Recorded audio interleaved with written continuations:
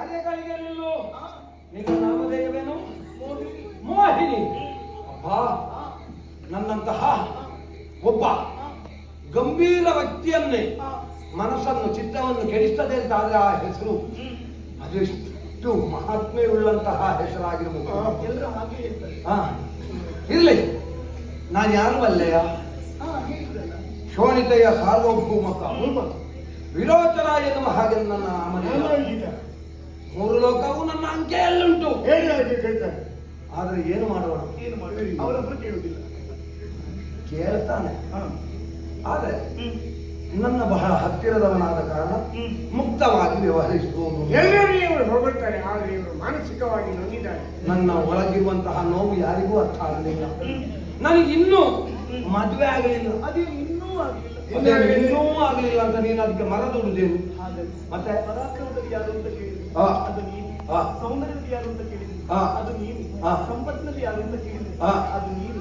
ಹಾಗಿರುವಾಗ ನಿಮಗೊಂದು ಹೆಣ್ಣು ನನ್ನ ಆಯಕ್ಕೆ, ನನ್ನ ಆಕೃತಿಗೆ, ನನ್ನ ಆಳಂಗಕ್ಕೆ, ನನ್ನ ಯೋಗ್ಯತೆಗೆ, ನನ್ನ ಸೌಂದರ್ಯಕ್ಕೆ, ನನ್ನ ಗಂಭೀರತೆಗೆ ಸರಿಯಾದ ಹೆಣ್ಣು ದೊರಕಲಿಲ್ಲ. ಆದರೂ ಮಕ್ಕಳಿದ್ದಾರೆ ಇವರಿಗೆ. ಪ್ರಜೆಗಳನ್ನೇ ಮಕ್ಕಳೋಪಾದಿಯಲ್ಲಿ ಪಾಲಿಸ್ತಾ ಇದ್ದಾರೆ. ಆದರೆ ನನ್ನ ಪ್ರಜೆಗಳನ್ನು ತಾಯಿಯಂತೆ ಪಾಲಿಸಬಲ್ಲ, ನನ್ನನ್ನು ಪ್ರೀತಿಯಿಂದ ಹೆಂಡತಿಯಂತೆ ಪಾಲಿಸಬಲ್ಲ ಒಬ್ಬಾಕೆ ಹೆಣ್ಣಿನ ಹುಡುಕಾಟದಲ್ಲಿ ನಾನಿದ್ದೆ. ಆ ಹೊತ್ತಿಗೆ ನಿನ್ನನ್ನು ಕಂಡೆ. ನಿನ್ನನ್ನು ಕಂಡ ಕ್ಷಣದಲ್ಲಿ ನನ್ನ ಮನಸ್ಸಿನಲ್ಲಿ ಸಂಕಲ್ಪಿಸಿದ್ದು ಹೀಗೆ, ನನಗೆ ಹೆಂಡತಿ ಆಗುವುದಿದ್ದರೆ ಅದು ನೀನೇ. ಈಗ ನಿನ್ನಲ್ಲಿ ಕೇಳ್ತೇನೆ, ಹೆಣ್ಣಾದಂತಹ ನಿನಗೆ ಬಲಾತ್ಕಾರವಾಗಿ ಯಾವ ರೀತಿಯಾಗೂ ಒತ್ತಾಯಪೂರ್ವಕವಾಗಿ ಮದುವೆ ಮಾಡುವುದಕ್ಕಾಗುವುದಿಲ್ಲ. ಮನಸ್ಪೂರ್ವಕವಾಗಿ ನೀನು ಒಪ್ಪಬೇಕು. ಮಾತಾಡಿದರೆ ಗಂಡು ಮಕ್ಕಳಿಗೆ ಹೆಣ್ಣು ಮಕ್ಕಳು ತಾನಾಗಿಯೇ ಒಲಿಗೆ ಬರಬೇಕು. ಒಲಿಗೆ ಹೆಣ್ಣನ್ನು ವಿನಯದಲ್ಲಿ ಕರೆತಂದು ಅವರ ಜೊತೆಯಲ್ಲಿ ಬಾಳ್ವೆ ಮಾಡಿದ್ರೆ ಪುರುಷನ ಪಾಲಿಗೆ ಕೆನೆ ಹಾಕಬೇಕಂತೆ. ಒಲಿಗೆ ಹೆಣ್ಣು ಜೊತೆಯಲ್ಲಿದ್ದರೆ ಒಲೆ ಬರಬೇಕು ಸ್ವರ್ಗ. ಒಲಿದ ಜೀವ ಜೊತೆಯಲ್ಲಿರೋನು ಬಾಳು ಸುಂದರ, ವಿಶ್ವವೆಲ್ಲ ಭವ್ಯವಾದ ಪ್ರೇಮ ಮಂದಿರ ಎನ್ನುವ ಹಾಗೆ ಬಲ್ಲವರು ಹೇಳಿದ ಮಾತಿನಂತೆ ಜಗತ್ತನ್ನು ಪ್ರೇಮ ಮಂದಿರವನ್ನಾಗಿ ಮಾಡಬೇಕು ಅಂತ ಆದ್ರೆ ನೀನು ನನ್ನ ಬಾಳ ಸಂಗಾತಿಯಾಗಿ ಬರ್ತೀಯ.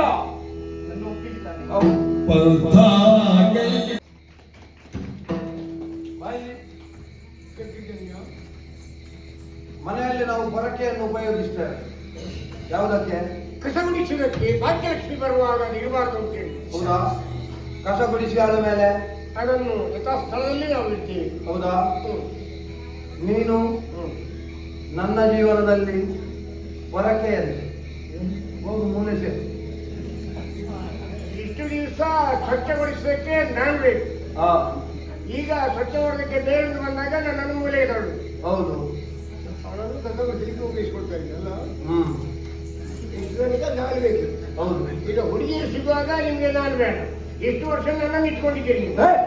ಈಗ ಹುಡುಗಿ ಸಿಗುವಾಗ ನಾನು ಬೇಡ.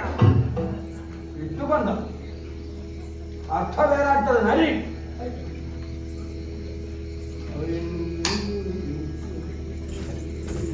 ಈಗ ಸ್ವಚ್ಛ,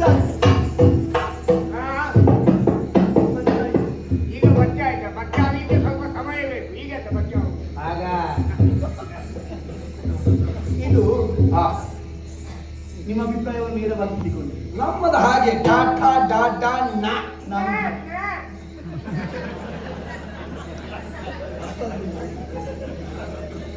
ಅಲ್ಲ, ಈಗಲೇ ಹೀಗೆ ಮೊದಲು ಹೇಗಿಲ್ಲ ಅದು ನಮಗೆ ಗೊತ್ತು, ಅನುಭವಿಸಿದವರಿಗೆ. ಏನೇ ಮಾತನಾಡಿ ಸಂತೋಷ ಆಯಿತು. ಸರಿ, ನಾನು ನೇರವಾಗಿ ಹೇಳ್ತೇನೆ. ಏನು? ನನಗೂ ನಿಮ್ಮ ಮೇಲೆ ಮನಸ್ಸಿನ ಅವಸರ ಮಾಡಬಾರ್ದು. ಅವಸರವೇ ಅಪಘಾತಕ್ಕೆ ಕಾರಣ ಅಂತ. ಹಾಗೆ ಹೆಣ್ಣಿಗೆ ಪರಸ್ಪರ ಮನಸ್ಸು ಮತ್ತೆ ಮುಕ್ತತೆ. ಈ ಸಮಯದಲ್ಲಿ ಹೆಣ್ಣು ಮಕ್ಕಳು ಬಹಳ ಜಾಗರೂಕತೆಯನ್ನು ವ್ಯವಹರಿಸಬೇಕು. ಯಾಕೆ ಹೇಳಿ, ಗಂಡಸರು ತಮ್ಮ ಕೆಲಸ ಆಗೋ ತನಕ ಚಿನ್ನಾರನ್ನ ಮುದ್ದು ಬಂಗಾರ ಅಂತ ಹಾಡಿ ಹೊಗಳುವುದು. ಕೆಲಸ ಆದ್ಮೇಲೆ ನೀನ್ ಯಾರೋ ನಾನು ಯಾರು, ಕೆಸರು ಕಂಡಲ್ಲಿ ತುಳಿಯುತ್ತೀರಿ, ನೀರು ಕಂಡಲ್ಲಿ ತೊಳೆಯುತ್ತೀರಿ. ಅಂತಹ ಸ್ವಭಾವದ ವಿರೋಚನ. ಆದರೂ ನೀವು ಗಂಡಸು ಹೌದಲ್ವ? ಹೌದು. ಗಂಡು ಜಾತಿ ಹೌದಲ್ವ? ಹೌದು. ಅದು ಹೌದು ಅಂತ ಸ್ವಲ್ಪ ಗುಣ ಇರಲೇಬೇಕು. ಏನೇ ಅದಿಲ್ಲ ಅಂತ ಅದು ಸಂತೋಷ. ಆದ್ರೆ ನನಗೊಂದು ಆಧಾರ ಬೇಕಲ್ಲ, ಭರವಸೆ ಬೇಕಲ್ಲ. ಇದು ಬೇಕು, ಅದು ಇಲ್ಲದಿದ್ರೆ ಈಗ ಯಾವುದು ಆಗುದಿಲ್ಲ. ಯಾವುದು? ಆಧಾರ. ಹೌದು, ಖಂಡಿತವಾಗಿಯೂ ಬೇಕು. ಹಾ. ಬೇರೆ ಏನು ಅಲ್ಲ, ಹಾ. ನಾನು ನನ್ನ ಜೊತೆಯಲ್ಲೇ ಇರ್ತೇನೆ. ನಾನು ಯಾವ ಕಾಲಕ್ಕೆ ಏನನ್ನು ಕೇಳ್ತೇನೆ ಅದನ್ನು ಕೊಡಬೇಕು. ನನ್ನ ಆಸೆಯನ್ನು ಇಲ್ಲ ಒಳ್ಳೆ ತಿರಸ್ಕಾರದ ಮಾತ್ರವನ್ನು ಆಡಬಾರದು. ಆಡಿದ್ದು ಹೌದು ಅಂತ ನಾನು ಬಿಟ್ಟು ಹೋಗುತ್ತೇನೆ. ಒಬ್ಬ ಗಂಡಸಾದವನಿಗೆ ಆ, ತನ್ನ ಹೆಂಡತಿಯ ವಾಂಛೆಯನ್ನು ನೆರವೇರಿಸಲಿಕ್ಕೆ ಆಗುವುದಿಲ್ಲ ಅಂತ ಆದ್ರೆ ಅವ ಗಂಡ ಅಲ್ಲ, ಮತ್ತೆ ಅವ ಷಂಡ. ಷಂಡ. ನಾನು ಹಾಗಾದ್ರೆ ಷಂಡ ಅಲ್ಲ, ಆ, ಆದಿದೈತ್ಯರ ವಂಶದಲ್ಲಿ ಹುಟ್ಟಿಕೊಂಡವ, ಆ. ಪ್ರಹ್ಲಾದರಾಯರ ವಜ್ರವೀರ್ಯ ಸಂಭೂತ. ನನಗೊಂದು ಹೆಂಡತಿಯ ಮಾತು ನೆರವೇರಿಸುವುದಕ್ಕೆ ಕಷ್ಟ ಆಗ್ತದ? ಖಂಡಿತವಾಗಿಯೂ. ಆ. ನಿನಗೇನು ಭಾಷೆ ಅಲ್ವಾ ಬೇಕಾದ್ರೆ? ಜಾಗೃತಿ ಭಾಷೆ ಕೊಡ್ಬೇಕು. ಈಗ ನನ್ನ ಅಂಗೈಯಲ್ಲಿ ಅಗ್ನಿ ಉಂಟು ಅಂತ ಲೆಕ್ಕ, ಆ. ಅದನ್ನು ಸಾಕ್ಷಿಯಾಗಿ ಇರಿಸಿಕೊಂಡು ಆ. ನಿನ್ನ ಮನದ ವಾಂಛೆಯನ್ನು ಆ. ಯಾವ ಕಾಲಕ್ಕೂ ನಾನು ಈಡೇರಿಸ್ತೇನೆ, ಈಡೇರಿಸ್ತೇನೆ, ಈಡೇರಿಸ್ತೇನೆ. ಸ್ವಲ್ಪ ಹತ್ತಿರದಿಂದ ಹೇಳಿಯಪ್ಪ. ಹಾಗಾದ್ರೆ ನೀನು ನಗನಗುತ್ತಾ ನನ್ನ ಅಂತಃಪುರವನ್ನು ಸೇರಿದ್ರೆ ನಗನಗುತ್ತಾ ಇಲ್ಲ.